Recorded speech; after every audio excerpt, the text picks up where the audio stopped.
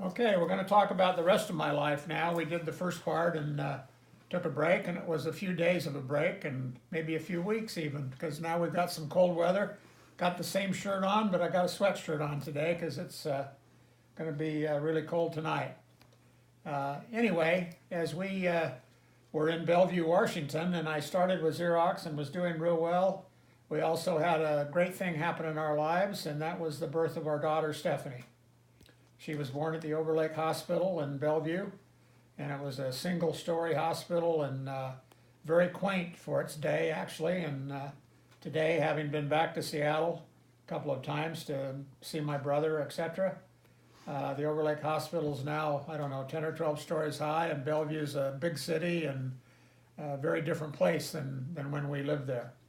We moved to a place that was brand new on the hill next to Bridle Trail State Park, which Dean had a big time with down in the creek bed.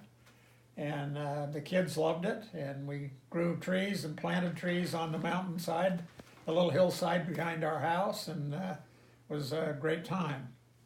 We were members of the Kirkland Ward, which they built a new building, and we worked on the building and helped put brick up and did all kinds of things with that building and with the people in it. We were very close with the Falk family, and we met some other great people in Bellevue and got close with the Barretts, and I became the executive secretary of the ward, that was when they first had the executive secretaries, and David Jepson was the bishop, and I will never forget him because he's the kind of a man that we've had two times since. He was a absolutely perfect bishop, and since then we've had two more in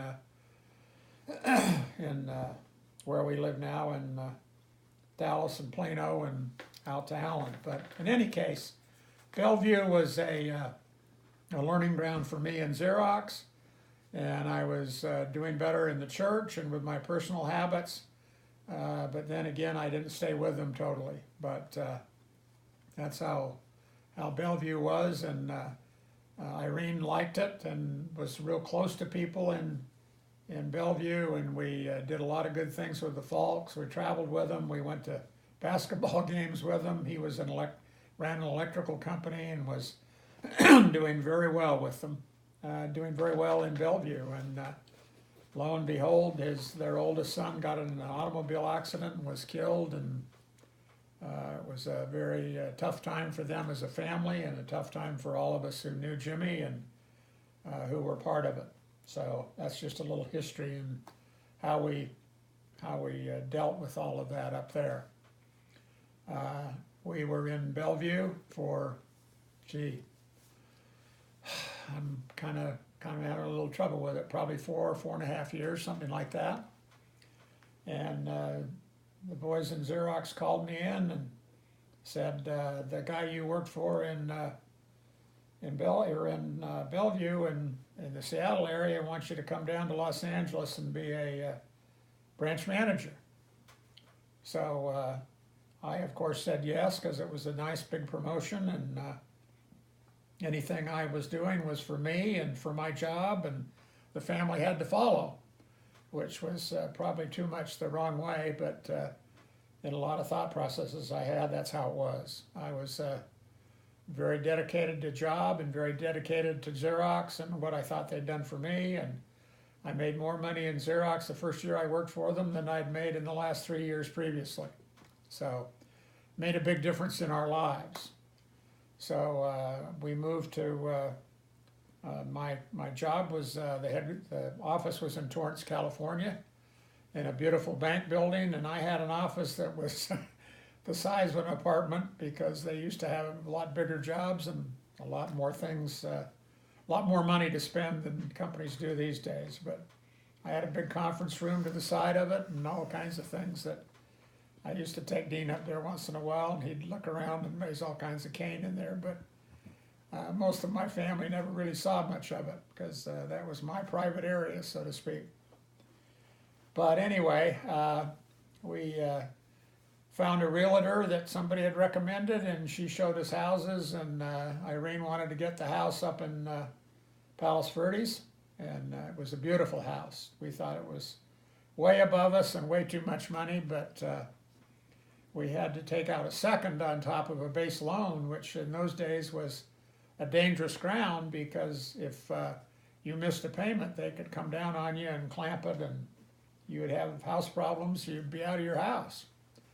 So we had a big second on top of the original loan because we didn't have any money to speak of other than good credit, thank goodness for my wife.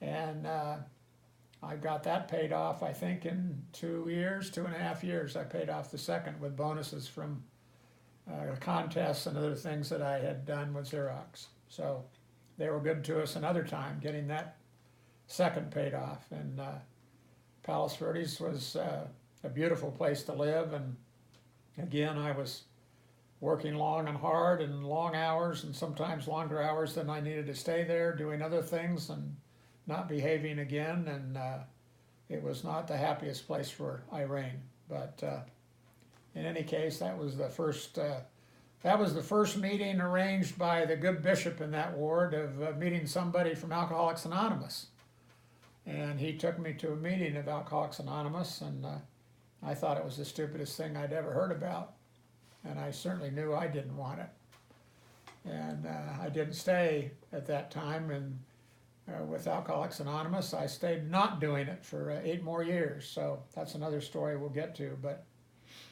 in any case, I had all the aerospace companies in Los Angeles, and it was a tough business, and it started to go downhill. But in the meantime, they decided they wanted me to move and come to the region, which was in Santa Ana, California, and we sold the house in up in Palos Verdes, and we moved to Tustin.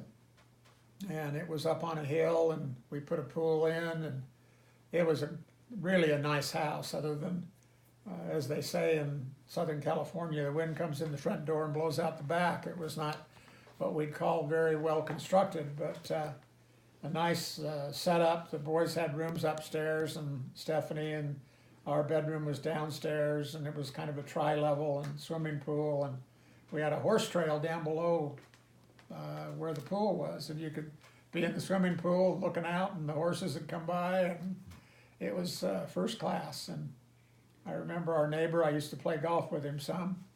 They lived next door to us, Lloyd, and he was a nice guy, and we had a good experience there in the church, and Bishop Garrett was a good guy, and Dean was close with his son, and Eric and Stephanie were, a little younger, but we were all attending church somewhat regularly on my part, but it was a good experience overall, and I met some very good people in Xerox and became close with particularly Dave Myerscough and Chuck Otto.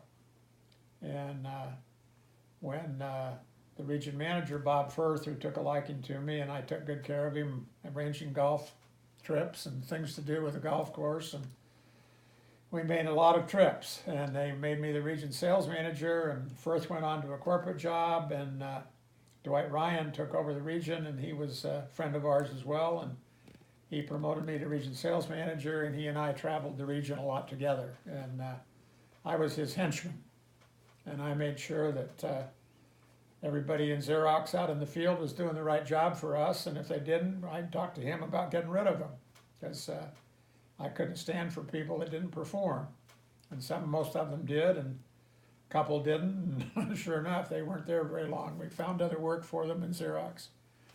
Anyway, it's not funny, it's just the way life was at the time, and I was his front man, so to speak.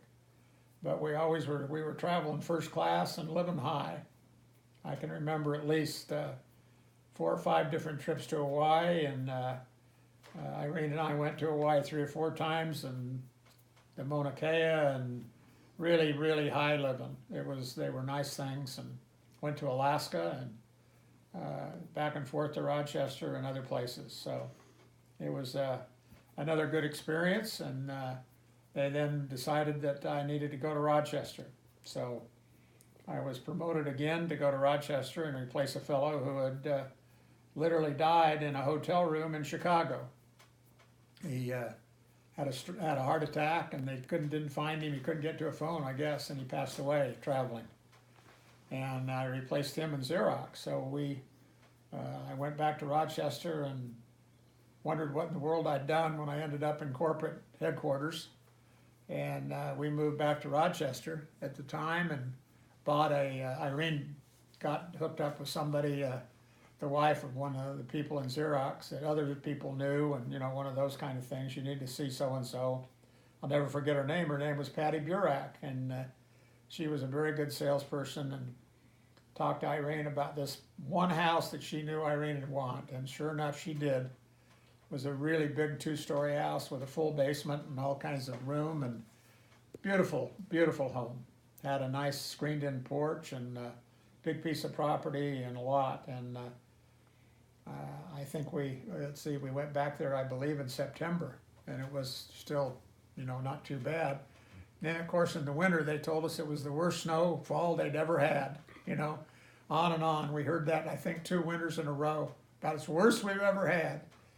But at one time, I know we had to make a little path for the dog to go out and do their stuff, because the snow was up over the windows. You couldn't barely see out of the place. There was so much snow. Anyway, it was another experience, and I was on the road a lot, traveling all over the country, actually, and going to different region meetings and doing my spiel with some people that worked for me, etc. And I was back doing a little drinking on the road, etc. And all of that didn't fare well with too many. So they decided they didn't need me in Rochester anymore, but they'd do a swap with a person that really liked me in Dallas. His name was John Ogletree, and he was the vice president region manager in Xerox in Dallas, and he sent his person up to Rochester to replace me, and I came to Dallas. We sold the house in Rochester, and Irene was sad about that on one way, and yet I think we were glad to get out of there in terms of the winters that were there and the weather. Dean at this time was, during the Rochester stay, had stayed in Salt Lake and was selling cars, I think, or working in a car lot. And the church worked on him and kept going on him, and eventually Dean went on his mission from Salt Lake to Santiago, Chile, and Chile, I guess it's pronounced, I'm not sure. And when he came back from a mission, he came back to Dallas. So we had moved in the interim while he was gone, and I picked him up in Dallas, and we'll talk about that in a little while. But in any case, I got down to Dallas, and in the interim, we had gone to Destin once I had with Ogletree and his region to do some things, and I really liked Destin, Florida. And we got settled in Dallas, and Irene was lined up with a realtor there that the Ogletrees knew. So she showed us our house on McCamey, which was in North Dallas. It was a Dallas address, but kind of Richardson Schools, which was nice for Eric and Stephanie. They were really first-class schools. And the house was a single-story home built around a beautiful atrium, and I wasn't smart enough to not do it. I went ahead and we put in another swimming pool, which if you hadn't had the opportunity to build one of those, don't do it. It's a bad experience usually. Join some club where you can swim. That would be my recommendation. So we moved in that home, and it was all we ever wanted. There was a great big front room. They called them great rooms. That's what they called them. I call it a party room. It had a big bar in the end, and beautiful tile and wood, and you could look out on the atrium, and it was nice, and it was a real entertainment house. But at the same time, I misbehaved again down there, and they called me into, John Ogletree called me into his office, and sitting in the office was Shelby Carter, who was Executive Vice President for Marketing and Sales with Xerox, Dick Randazzo, who was the Vice President of Personnel, John, and the company doctor. And they said, Jim, you've been doing the wrong things at the wrong time, and we'll give you 3 choices. We'll fire you, or you can quit, or we'll get you some help. And I said, being a smart man, I think I need some help. It had gone on way too long. And that was in middle of January of